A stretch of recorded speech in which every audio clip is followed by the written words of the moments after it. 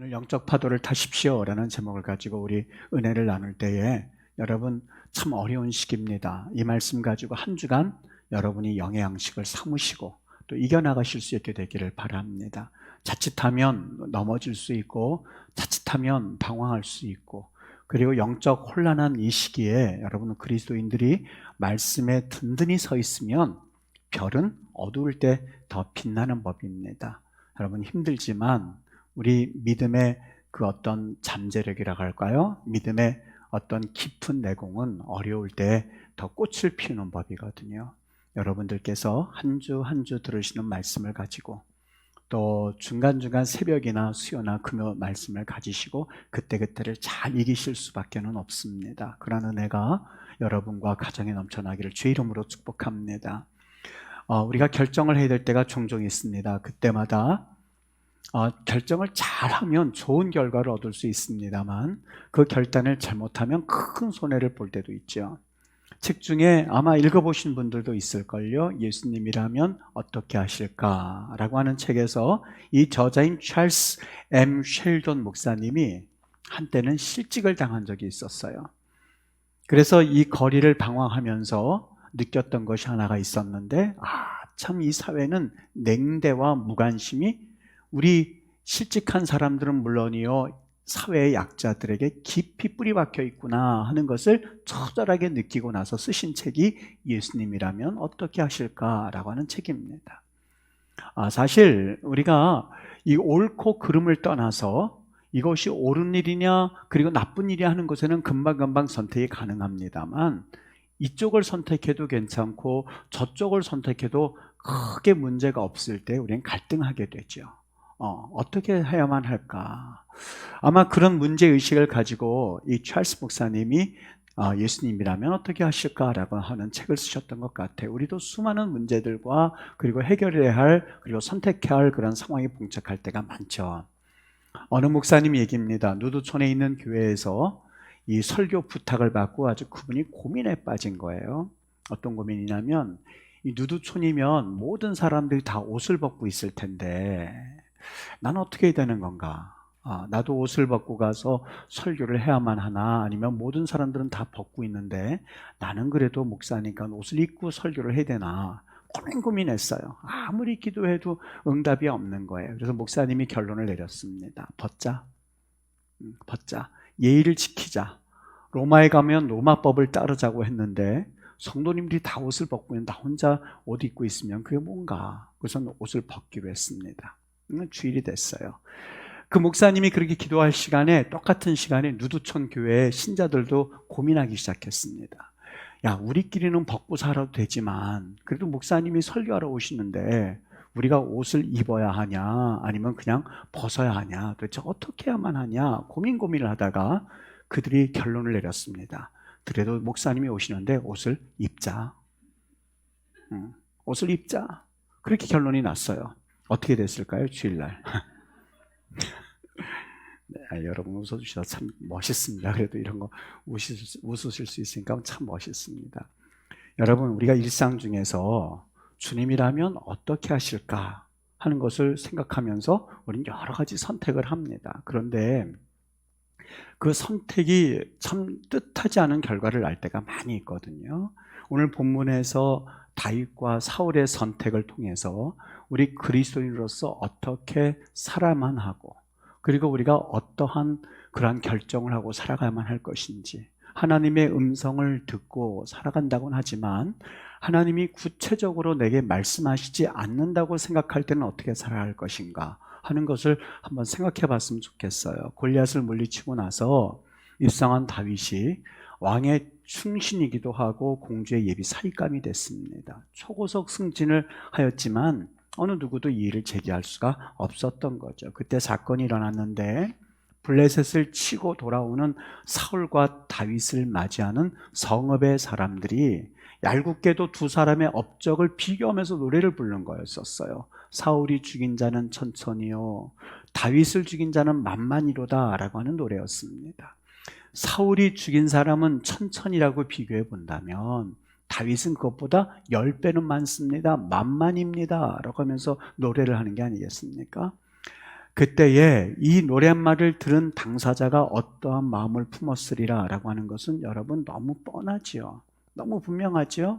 여기 반응을 우리는 예측할 수가 있는데 이 반응대로 우리가 예측하는 대로 8절에 보면 뭐라고 말을 하냐면 사울이 그 말에 불쾌하여 심히 노하여 이르되 다윗에게는 만만을 돌리고 나 사울에게는 천천을 돌리니 다윗이 더 얻을 것이 나라 외에 뭐가 있느냐라고 그가 이런 반응을 보입니다. 여기 사울이 불쾌하여 심히 노했다라고 되어 있는데 여러분 그냥 기분 나쁘다 이 수준이 아니었었어요. 여기에서 말하는 불쾌하다라는 말은 라아라고 되어 있거든요.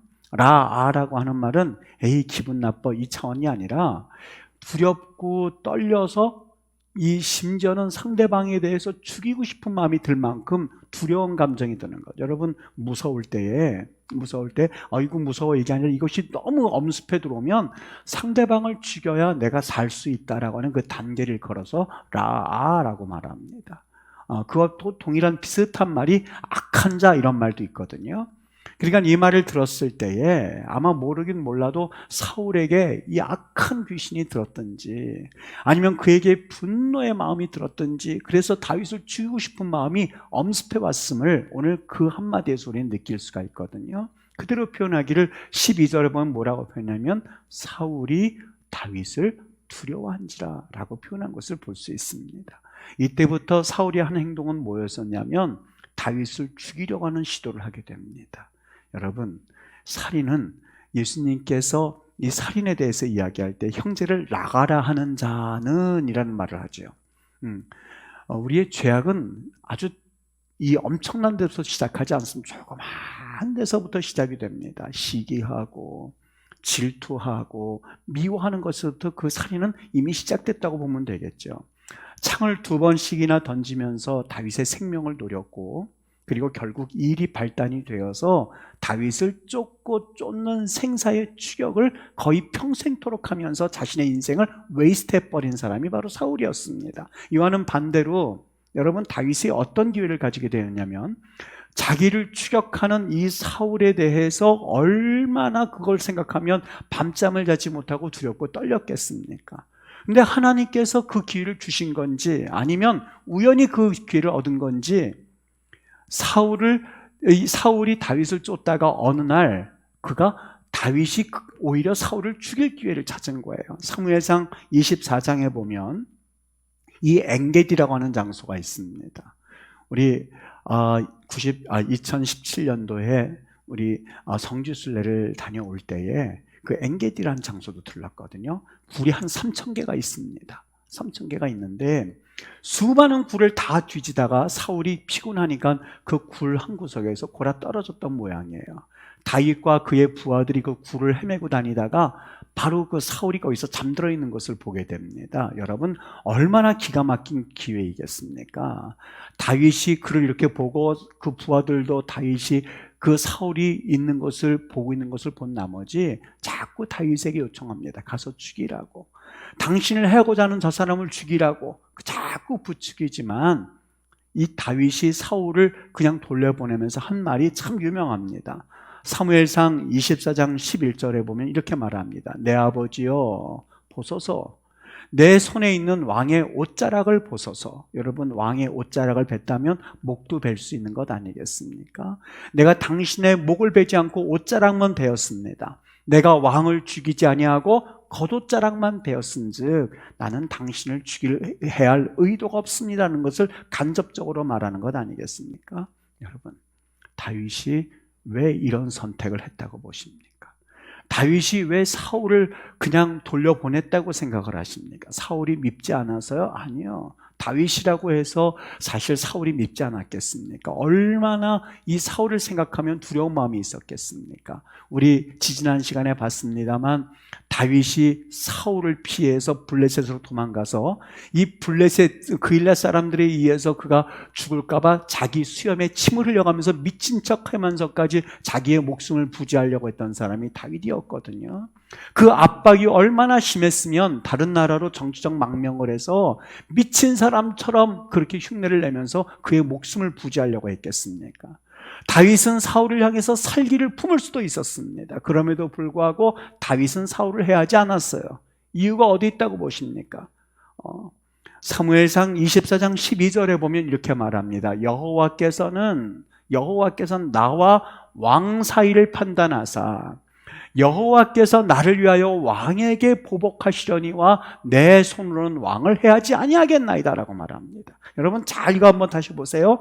여호와께서 나와 왕 사이를 판단하사, 과연 누가 잘못했는지, 과연 내가 살해할 의도가 없다는 것을 하나님께서 아시기에 정말 왕과 내 사이에 누가 잘못해서 지금 이런 일이 벌어지고 있는지를 판단하사 여호와께서 나를 위하여 왕에게 하나님께서 보복하시려니와, 하나님께서 보복하시면 모르겠지만 내 손으로는 왕의 그 피를 묻히지 않겠습니다 하는 말이었었어요. 무슨 말이겠습니까?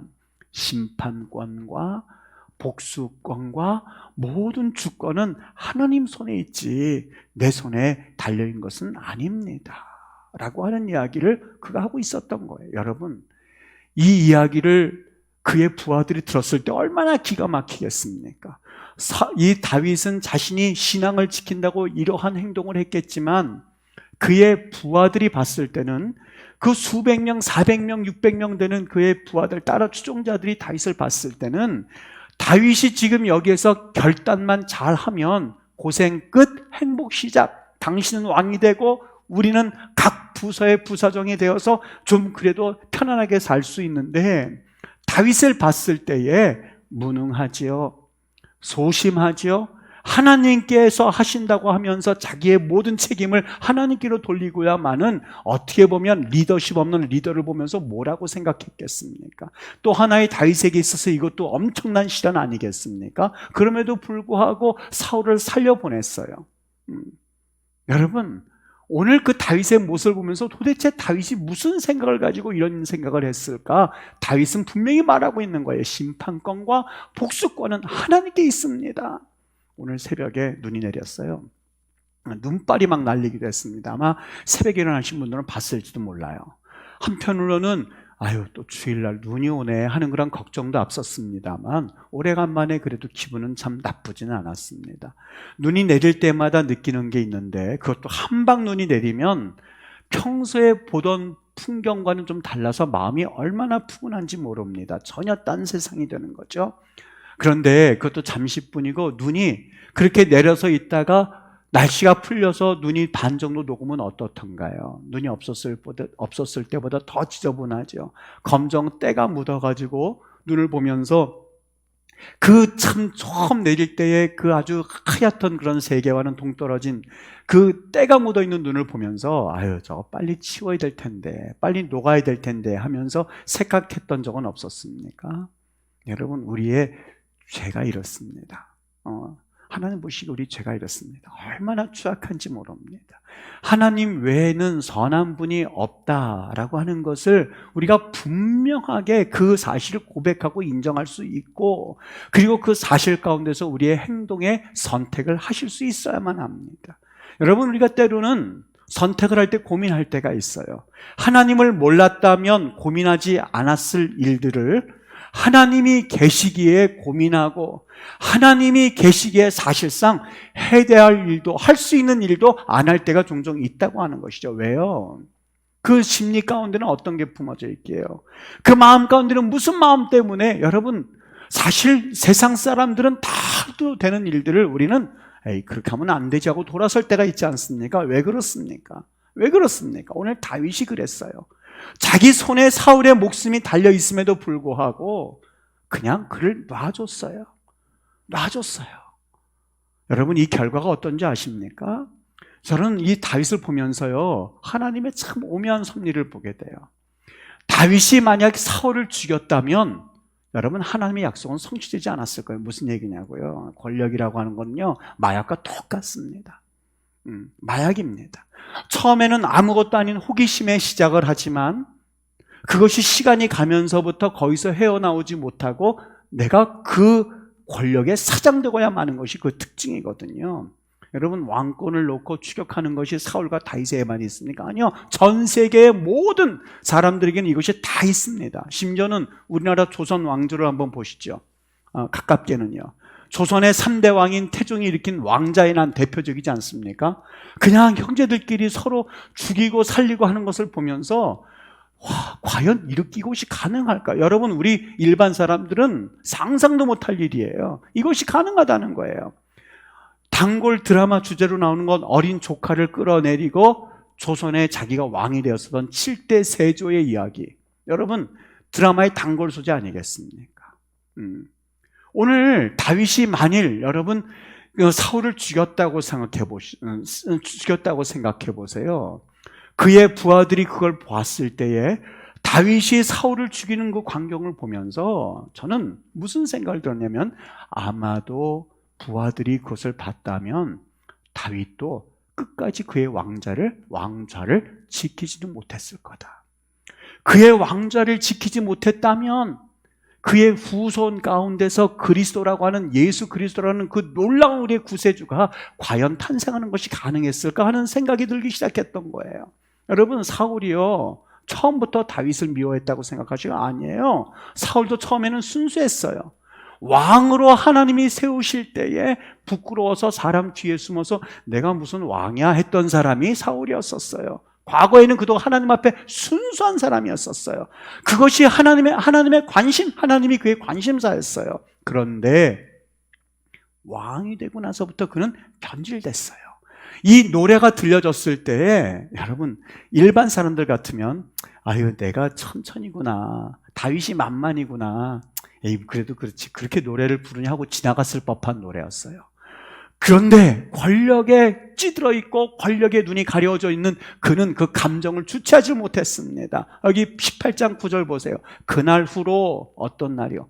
노래를 들은 그 이후로부터는 사울이 다윗을 주목하였더라.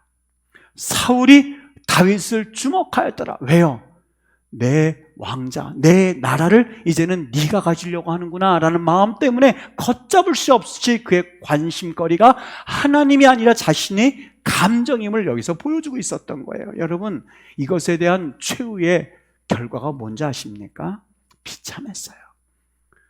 탈무드에 보면 이런 말이 있거든요. 질투는 1000개의 눈을 가지고 있지만, 질투라고 하는 거는 1000개의 눈을 가지고 있지만 한 가지도 올바로 보지 못한다. 탈무드에 나오는 얘기예요. 1000개의 눈, 여러분 2개의 눈이 아니라 1000개의 눈을 가지고 있지만 한 번도, 한 가지도 올바로 그 1000개의 눈을 가지고 보지 못한다는 거예요. 권력에 대한 질투가 있었고, 욕망에 대한, 나라에 대한, 권력에 대한 질투가 있었던 사울의 눈에 올바로 다윗이 보일 리가 없습니다. 하나님께서 그를 세우시려고 하셨고, 하나님께서 그를 존귀하게 만드시고, 하나님께서 그를 높이시려고 하는 그 하나님이 보일 리가 없습니다. 하나님과 대적하는 결과를 갖게 되었고, 끝내는 그의 말로가 비참하지 않습니까? 여러분, 다윗은 그러지 않았어요. 다윗이 보았던 것은 하나님이었어요. 그의 관심사는 하나님이었었어요. 왕과 내 사이를 하나님께서 판단하셔서, 그래서 복수는 하나님께서 하시려니와, 복수가 있다면 정말 그가 벌을 받아야 한다면 하나님께서 하시겠지, 나는 왕을 해야 하지 않겠습니다 라고 말하는 것이 다윗의 모습이었었어요. 어떻게 살아가는 줄 아십니까? 여러분, 우리가 살아갈 때에 우리는 결과도 중요시하지만 우리 그리스도인들은 과정도 결코 무시해서는 안 돼요. 하나님의 역사를 가만히 보시겠어요? 여러분, 예수님이 어느 날 손오공처럼 이 땅에 오실 수 없어서 이 동정녀의 몸에서 오셨다고 보십니까? 아니요. 10개월의 태중 생활을 거쳐서 태어나서 성장을 거치고 청년기를 거쳐서 공생의 3년을 통해서 우리 주 예수님께서 우리 인간을 긍휼히 여기시고 인간과 똑같이 되셨음을 하나님은 말씀하기를 원하셨던 거예요. 보세요. 80년 전에 모세를 출산하게 하시고 40년간 왕궁, 40년간 광야 생활을 통해서 하나님께서 그를 빚으시는 과정이 있었던 거예요. 여러분, 하나님은 절대 과정을 무시하는 하나님이 아니세요. 하나님 대신 예수님도 3년간의 공생애를 거치지 않았습니까? 다윗이 사울을 향해서 살기를 품는 것은 어찌 보면 당연한 일일 수 있습니다. 그런데 다윗은 감정에 휘둘리지 않았어요. 하나님을 바라보았어요. 하나님을 신뢰했어요. 그리고 그가 걸어가야 할 길은 심판권과 복수권이 아니라 그는 하나님 앞에서 선한 길을 걸어야 한다는 것을 그런 믿고 그 길을 걸어갔던 사람을 통해서 우리 하나님이 그리스도라고 하는 계보를 있게 만드시는 놀라운 역사를 행하셨던 거죠. 때로는 물어요. 목사님, 정말 하나님의 음성이 들리지 않는다고. 하나님의 음성 정말 목사님은 들으시냐고.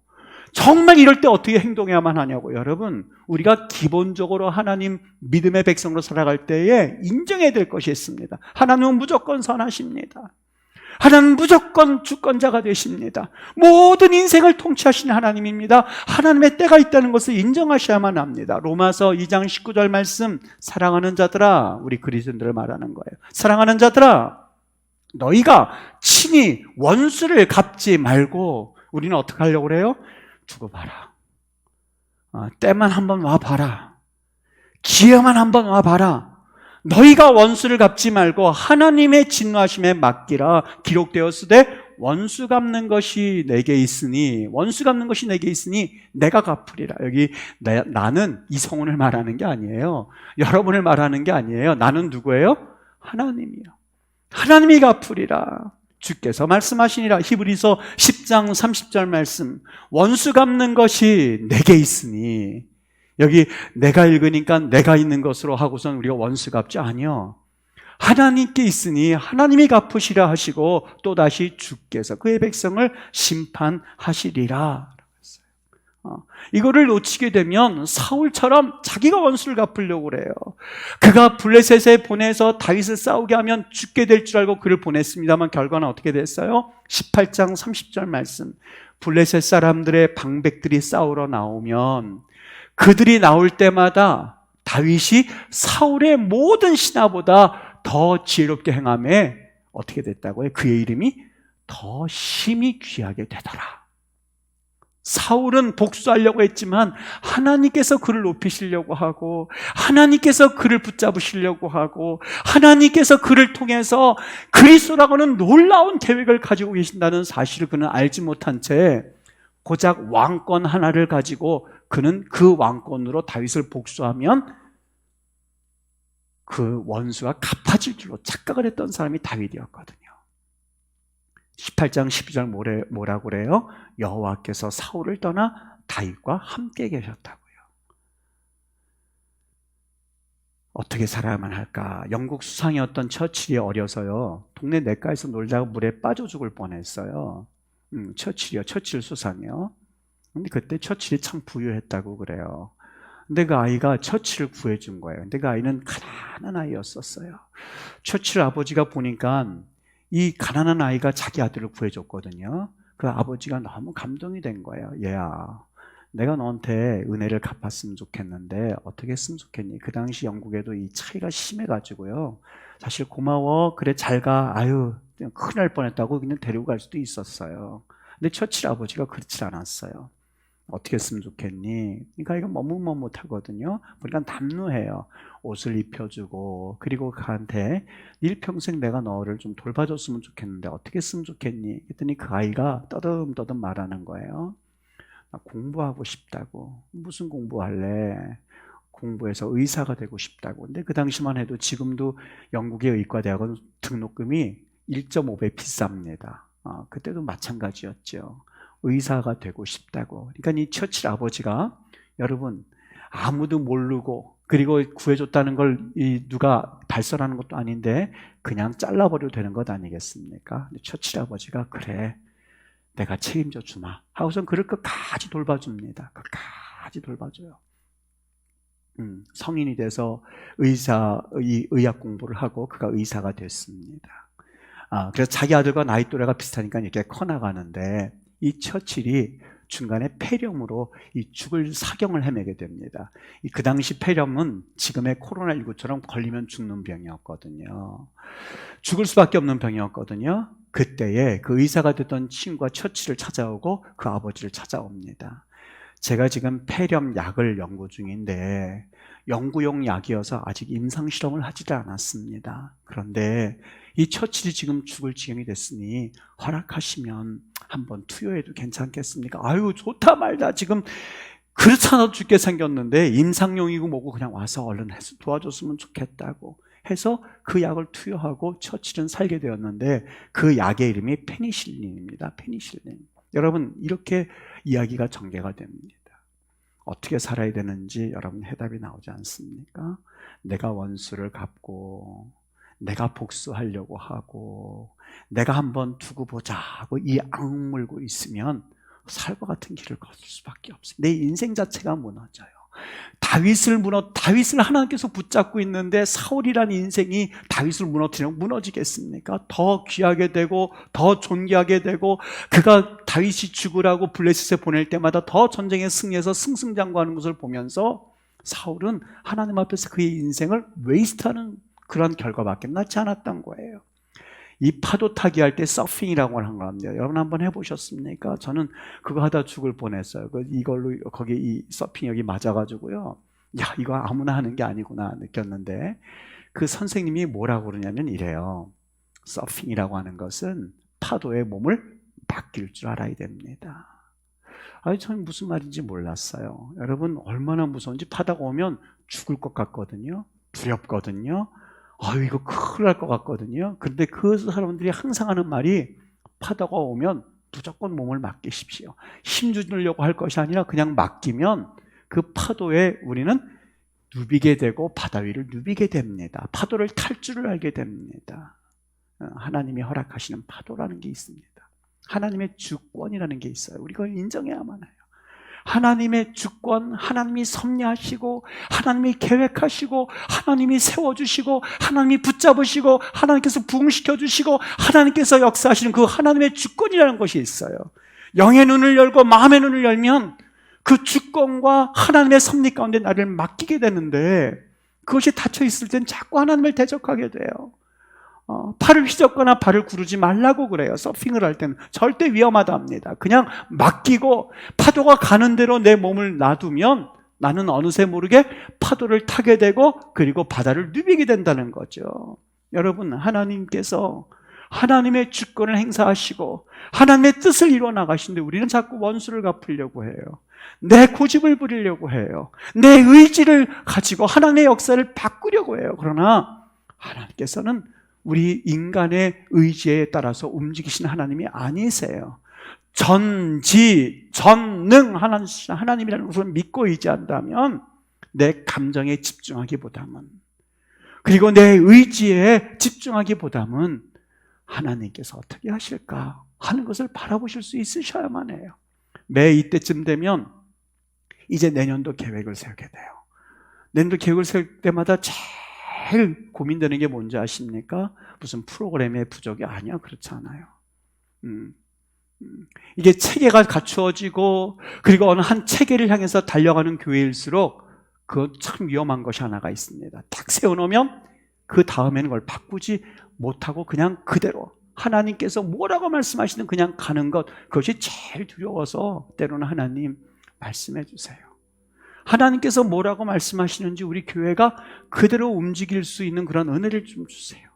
성령께서 말씀하실 때 Yes Lord, 성령께서 이렇게 말씀하실 때 Yes Lord, 성령께서 이렇게 바꾸기를 원하실 때 그렇습니다 라고 하는 그런 복된 마음만 주신다면 하나님 참 좋을 것 같습니다. 우리 임마누엘 교회가 그런 교회가 되기를 원하고 우리 임마누엘 교회 성도님들이 그런 성도님들이 되어서 성령의 음성에 좀 민감할 수 있도록 도와주세요. 하나님 어떻게 살아야만 할 것인가? 하나님께서 주권을 가지고 계시고 하나님께서 통치하시는 통치권이 있으시고 하나님께서 복수하시는 복수권, 심판권이 있으시다고 한다면 나는 어떻게 행동해야 될지 모를 때 무조건 선을 베풀게 해주세요. 무조건 살릴 수 있게 해주세요. 내가 심판하려고 할 것이 아니라 하나님이 살리시고 하나님이 죽이시고 하시는 그 주권이 가지고 계시다면 나는 살리고자 할 때에 하나님의 뜻이 이루어질 줄 믿습니다 라고 하면서 하나님의 모든 것을 맡기시는 은혜가 있었으면 좋겠습니다. 하나님께 은혜를 구하면서 맡기면 그때부터 내 생각에 유동성이 있어요. 유동성이 있어요. 스트릭트한 것이 아니라 유동성이 있어서 하나님께서 마실 때가 그렇게 살리시는구나, 하나님께서 일하실 때 이렇게 일하시는구나 하면서 그분께 순종할 수가 있거든요. 올 한 해에 어떻게 살아가실까? 여러분의 가정을 어떻게 이끌어 가실까? 여러분의 가정 가운데 또는 교회 가운데 기관 가운데 어떻게 섬길까? 여러분 무조건 베푸시고 무조건 선을 베푸시고 무조건 기쁨으로 하나님이 인정해드리고 살리는 데 집중하십시오. 하나님께서 축복하실 줄 믿습니다. 이것이 바로 그리스도인들이 영적 파도에 맡기고 사는 방법이 되는 줄 믿습니다. 어떻게 사시라고요? 무조건 선을 베푸십시오. 무조건 선을 베푸십시오. 무조건 옳은 일을 행하십시오. 무조건 살리는 일에 집중하십시오. 하나님이 역사하시고 하나님이 붙잡아 주실 줄 믿습니다. 심지어는 성경에 가는 곳곳마다 축복하라고, 그 가정에 그 축복이 임할 수 있을 만한 상황이 되지 않으면, 그런 가정이 아니라면 그 축복은 내게로 온다고 말하지 않습니까? 내게로 온다고 말하지 않습니까? 한 주간 여러분을 괴롭히는, 또 여러분 심령 가운데 원수 같은, 여러분 심령 가운데 너무 힘든 관계, 여러분 심령 가운데 너무나 어려운 그런 상황에 접해 있다면, 여러분 그런 때일지라도 실망하거나 좌절하거나 원망하지 말고 오직 하나 되 선을 베풀므로 우리 하나님의 뜻을 이루어드리는 주의 백성들로 살게 되시기를 예수님의 이름으로 축복합니다.